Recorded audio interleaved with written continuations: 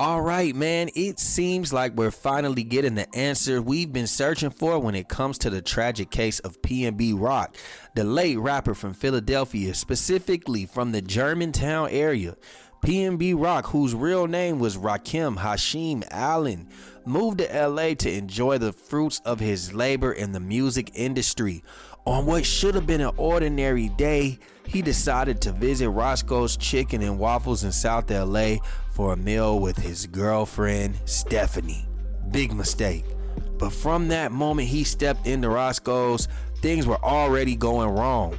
You see, the first misstep was simply walking in wearing over $100,000 worth of jewelry, a move that made him an immediate target in an area full of starving wolves.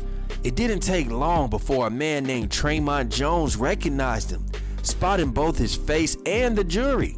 Tremont was even seen on camera giving PnB Rock a friendly pound, as if he was glad to see him and a fellow supporter, when in actuality he was proud to see a walking lick. Instead, it all started with a man named Tremont Jones. Does anybody know who they are when they walk in?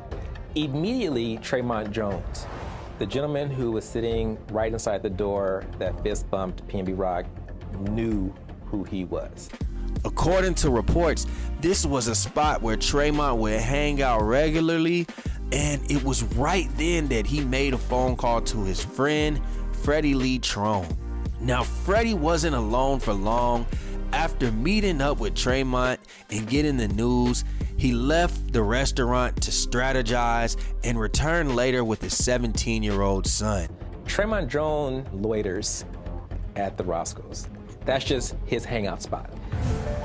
Detectives soon gathered hours of surveillance video that pieces together exactly what happened in the minutes leading up to PnB's murder and after. From the moment Tremont walks outside, he alerts another man named Freddie Trone to come to Roscoe's. Prosecutors say they acted like two old-school gangsters. So how is it that Tremont Jones tells Freddie Trone who and what is going on? The information was relayed, who and what, and the opportunity to get maybe $500,000 is sitting inside this restaurant. Roscoe's surveillance cameras record Freddie Trone arriving in the parking lot. He chats with Jones. They're speaking, and at this point is where my position is that the conspiracy was triggered. Trone leaves, but quickly returns with his own 17-year-old son.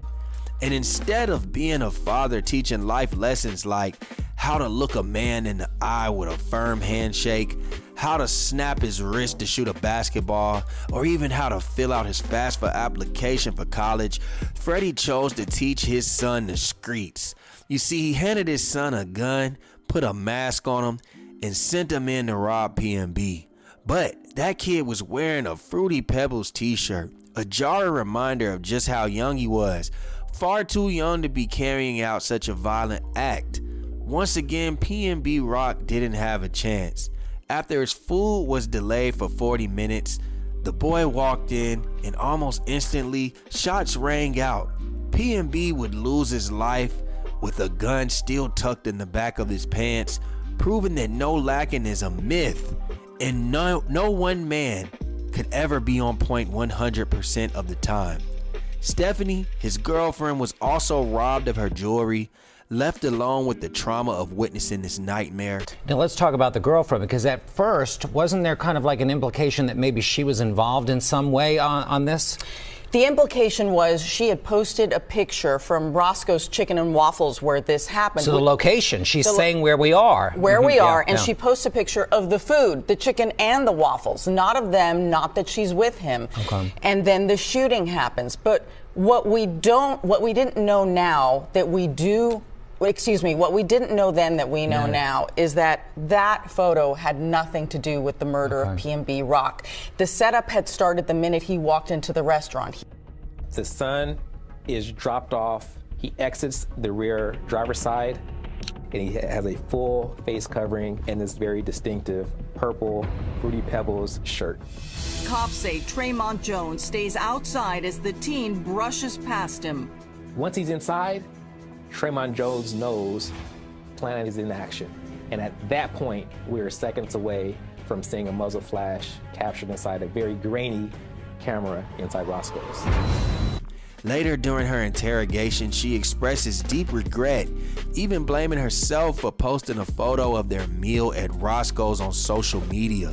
But as the police investigation unfolded, it became clear that the plan was already in motion before the post went live. In that interrogation room, Stephanie was mourning, filled with grief and blaming herself. Imagine that.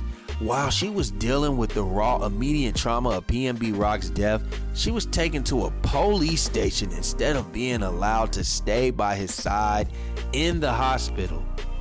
This case reminds us, as much as celebrities want to live normally, they also need to stay vigilant. You see, sometimes regular life isn't an option when there's so much on the line.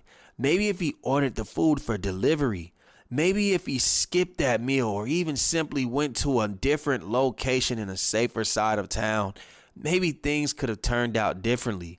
But in the end, it's too late for what ifs. Long live PnB Rock. May his music be enjoyed for years to come. Rest in peace. And if y'all have any thoughts on the situation down below, let me know in the comments.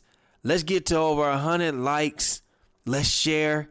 Let's subscribe. Let's hit that notification bell. We out, baby. Boom.